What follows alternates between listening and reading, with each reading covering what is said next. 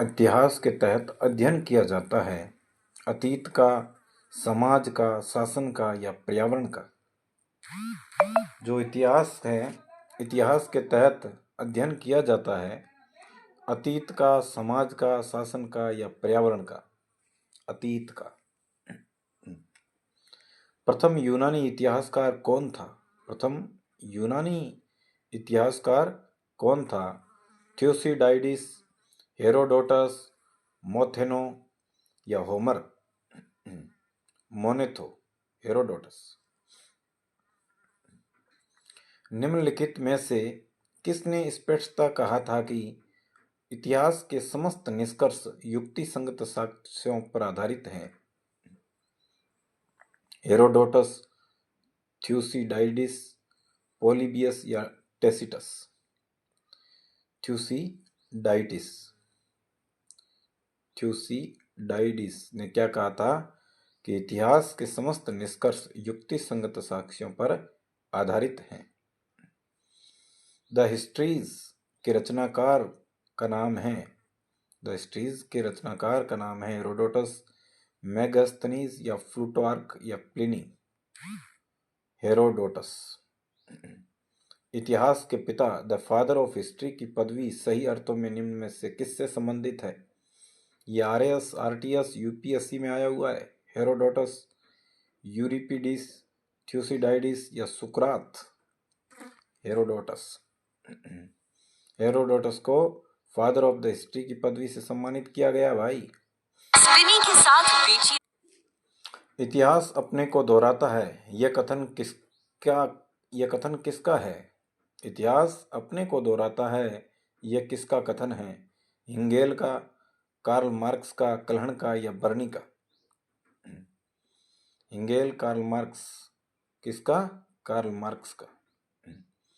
हम इतिहास से यही सीखते हैं कि आदमी इतिहास से कभी कुछ नहीं सीखता, यह कथन किसका है? हम इतिहास को यही सीखते हैं। हम इतिहास से यही सीखते हैं कि आदमी इतिहास से कभी कुछ नहीं सीखता, यह कथन किसका? हिंगेल, कार्ल मार्क्स, जेबी ब्यूरी या एच कार? हिंगेल।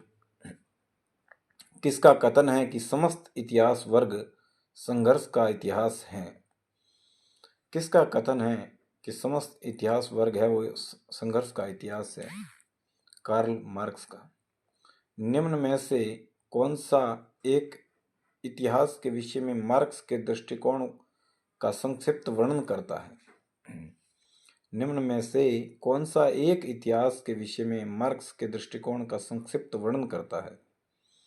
इतिहास विभिन्न व्यक्तियों के बीच मुद्दों का अभिलेख है। इतिहास शोषक और शोषित वर्गों के बीच संघर्ष का सिलसिला है। इतिहास अतीत की घटनाओं का विश्वसनीय अभिलेख है या इनमें से कोई नहीं? इतिहास शोषक और शोधित वर्गों के बीच संघर्ष का सिलसिला है। निम्न में से किसने द्वंद्वात्मक भौतिकवाद के सिद्धांत का प्रतिपादन किया? हिंगल ने, मार्क्स ने या एजिल्स ने या लेनिन ने?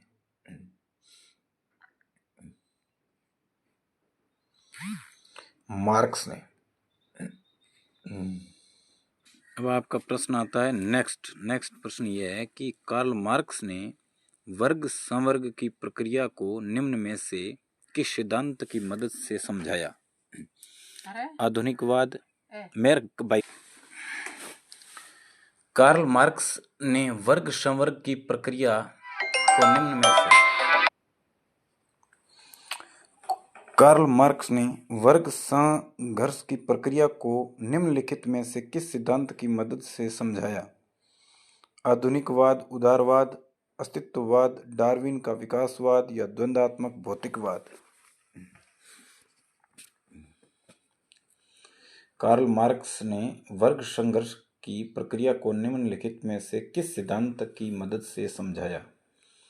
आधुनिकवाद, उदारवाद या अस्तित्ववाद, डार्विन का विकासवाद या द्वंद्वात्मक भौतिकवाद? द्वंद्वात्मक भौतिकवाद। इतिहास विगत की राजनीति है। इतिहास विगत की राजनीति है, यह कथन किसका है? स्टब्स कार्यालय, रशीले या टेविलियन? सीले का। अब देखो, सूची है लेखक की: ओकशार्ट, टेविलियन, कोलिगवुड या ब्यूरी। सूची 2, इतिहास की परिभाषा: संपूर्ण इतिहास, विचारों का इतिहास। इतिहास स्वतः मात्र एक विज्ञान है, इससे कम नहीं और इससे अधिक नहीं। तीसरा है, सच यह है कि इतिहास में अतीत वर्तमान के साथ बदलता है। इतिहास का महत्व वैज्ञानिक नहीं है। इसमें फर्स्ट ऑप्शन सही। किस इतिहास दर्शन शास्त्री ने कहा था कि समस्त इतिहास समकालीन इतिहास हैं?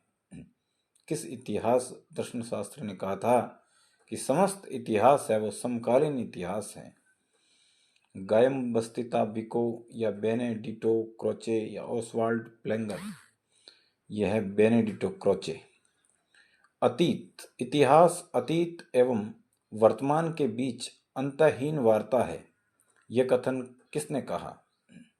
E.H. कार ने, चार्ल्स फर्थ ने, कार्ल मार्क्स ने या V.S. स्मिथ ने? ये कहा था E.H. कार ने। तिथियों के साथ प्रयुक्त होने वाला BC किसका संक्षिप्ताक्षर है? बिफोर क्राइस्ट का, British Columbia, British council, booking clerk, British council.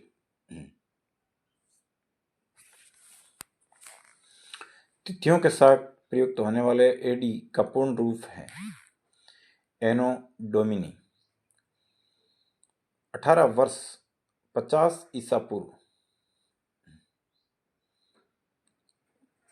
18वां प्रश्न है, वर्ष 50 ईसा पूर्व, वर्ष 150 ईसा पूर्व के पहले आता है, वर्ष 150 ईसा पूर्व के बाद आता है।